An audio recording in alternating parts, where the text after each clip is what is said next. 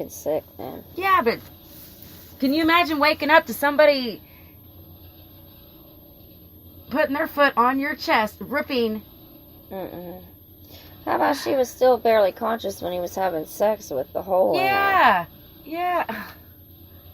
Oh, God. And then all four of them did it one time, too, with the girls. They would all fuck the holes. What? They were nuts. And then they'd all probably be dripped in the blood. Four of them doing it, yeah. Yeah, and like they probably did go out. They probably had black hoods and robes to do the rituals. Maybe not the killings, but I'm sure the rituals with it. When they were sitting around the table drinking, eating out of their titties and their titty bowls or whatever, and God. Yeah, all from one man's madness, because that all comes from Robin. Not all these other guys. They somehow he has a charisma, obviously, and he has a way with things, obviously. And these guys worked for him too, so he paid them. Like it's weird. That's a cult. That's this little weird murder cult. One of the most horrible ones I've found in this search here. Like my God. Mm-mm. No, ma'am. All right, so on to the next one. So what were we talking about? Speaking of ripping people up and leaving, the Cleveland's the next city. Yeah. And the Acid King was out west. The Mad Butcher of Kingsbury Run. Yeah. The Kingsbury, or the Torso Or the killer. Cleveland Torso Murderer. Yeah, the Cleveland Butcher. Yeah. Bad Butcher. And this takes us back into the, Carl Panzram type of days. The 1920s. Yeah. 50s. The Golden Age. This guy was a whack. Yeah. He reminds me of Hello Neighbor. You seen that little game or whatever? I don't know if I have. It's crazy. Game? Huh. Yeah. It's like Five Nights at Freddy. Oh, okay. But it's this creepy, like... So you could either look at this guy like that. I've heard people say he's Jack the Ripper. And I don't think so. So Jack the Ripper was when?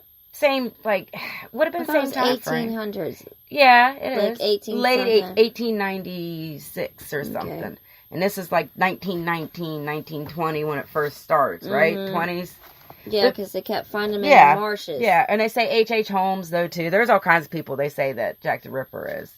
Yeah, or could possibly But this is another one of them. There was even one guy, I forget his name, maybe I'll find out for next week's. He claimed he was Jack the Ripper right when they were hanging him. And as you get he says something like, I'm Jack the Ripper. And seriously, those were his last words, him saying he was the Ripper. But I don't think so. He didn't fit. This was in 1934, was when the first body was found.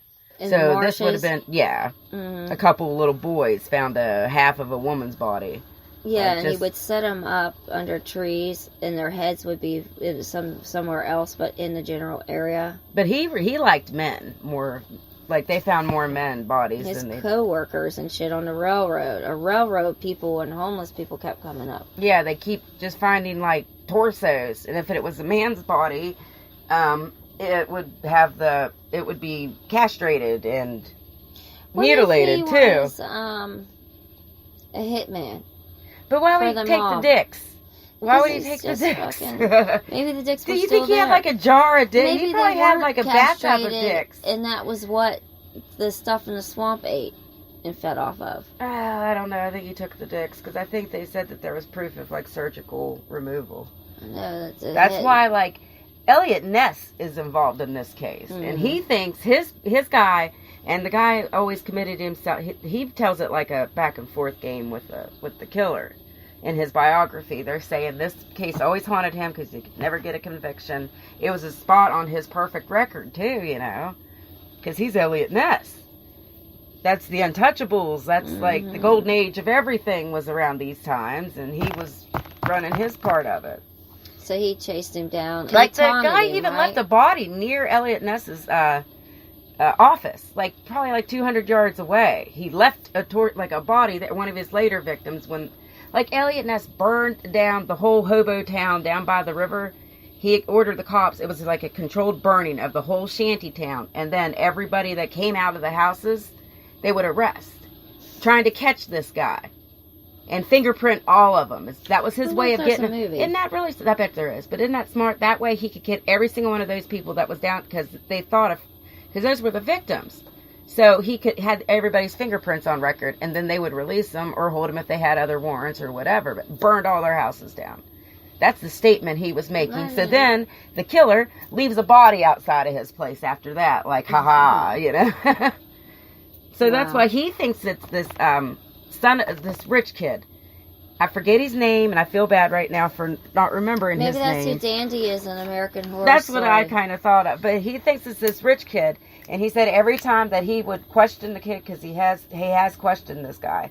And every time the guy would check himself into a mental institution for a little, and there are breaks like where there's some time, and then he couldn't be arrested, and I think at the end he stays in a mental institution, and Elliot Ness kind of, because he knew there was nothing he could use to prove it, and the kid had rich parents, but this is his suspect. He didn't name him. Did he write a book about it? Yeah, it's in his biography. Yeah. Ooh. Yeah.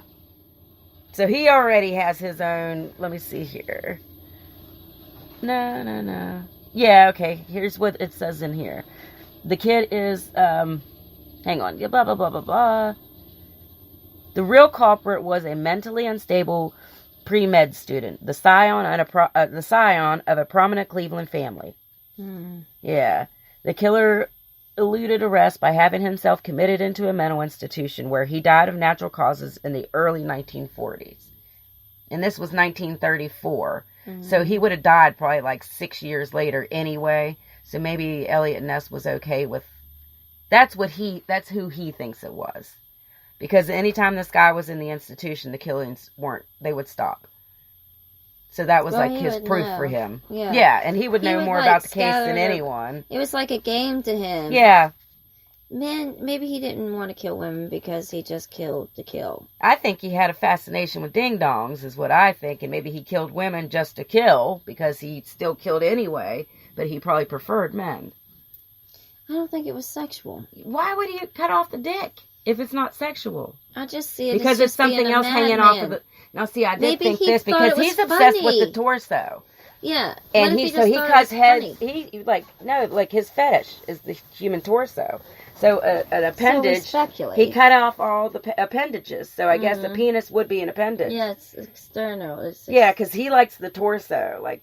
That's what it looked like to him. I don't know, but that's why he removed the penis. Set up and stuff. Not all of them were set. At first, they were just dumped places. Yeah, in the marsh, and then they started finding them up against trees. Yeah, like they looked like a person sitting there. A couple of them was holding their own heads. Like, it was almost like it was funny to him, like he was creating art of some kind. That's what I see, yeah. I think of the guy as fucking nuts. He's a mad butcher. Yeah. Or he's a mad artist. A mad artist. Mad spree. A joker. Well, the Joker had nothing to do pre-med with student. Exactly. So he was looking at... Maybe he was experimenting. That's what I... Maybe he was making strap-ons. That there was evidence, though, that he did this while the people were alive. They were decapitated and castrated while they were still alive. What if he found people that were So he cut their heads off while they were still alive. And blood, because they can tell when blood flows and when blood doesn't flow. Or I can do this. Right. So, and cut the dicks off while they were still alive. So he liked to torture, too. We'll never know. Yeah. They should open that case back up. Something. I mean, it was years ago, but it's Elliot, and it's like some really good history. When did really Elliot Ness die? Do you know? Oh, let me think. It should if be he was right alive around back here. then, he's dead now. Oh yeah, he's dead now. Let me see. I think it says it in here. He got the real gangster guy. Yeah. Oh no, he was he was the good guy to the mobsters and stuff. Yeah. I know, right? That's why I said, what if he was just a crazy hitman and a pre-med? But if he was a pre-med... Okay, hang on here. The remains of the butcher's last two victims turned up in 1938. Okay. What became of him after that was has remained a matter of speculation. A Cleveland physician named Frank Sweeney, reputedly a bisexual alcoholic with a hair-trigger temper, fell briefly under suspicion. So did a Slavic immigrant named Frank Dolezal. Okay, I've heard this guy's name mentioned in this, who initially confessed to several of the torso murders, though he later recanted, claiming that the police had beaten the confession out of him. I was going to say that before they used that. I was like, bullshit. A month after his arrest, he was found hanged in his cell, an apparent suicide. While some crime mavens believe that the Mad Butcher migrated to Los Angeles, others agree with Elliot Ness's biographer. Okay, he's claimed the real culprit was the mentally unstable pre-med student. Yeah, so that's the whole wrap-up. So it doesn't say when Elliot Ness died, but that's the whole little wrap-up there. What's it say up here about Edgar Allan Poe? Oh, hang on here. The heart. Yeah, something. Of all horrible nightmares come to life, ran one typical lead. The most shuddering. Let's see here what I'm reading. Newspaper article. Yeah, something about it. Let's see. By this point, the newspapers were having a field day with this case, running daily sensationalistic front page stories written in the purplest prose, it says, whatever that. Yeah, but this is what the newspapers were saying. Of all horrible nightmares come to life, ran one typical lead. The most shuddering is the fiend who decapitates his victims in the dark, dank recess of Kingsbury Run. That a man of this nature should be permitted to work his crazed vengeance upon 6 people in a city the size of Cleveland should be the city's shame. No Edgar Allan Poe in his deepest opium-induced dream could conceive horror so painstakingly worked out. Wow, so they're saying not even Edgar Allan Poe and saying he's not high, even in his highest dreams. That's written in the paper. Jeez. Opium-induced. Yeah, like throwing in the death of Edgar Allan Poe and talking shit on him back then. Yeah. Aw. Yeah, fuckers. Assholes. Yeah. Leave that man alone. Yeah, and then Elliot Ness was Cleveland's, he was recently hired the city's safety director. Safety director? Yeah. Okay. Yeah. Jeez. Yeah, chase down a killer. That's what detectives used to be called. Yeah, and he found himself under enormous pressure to track down the maniac.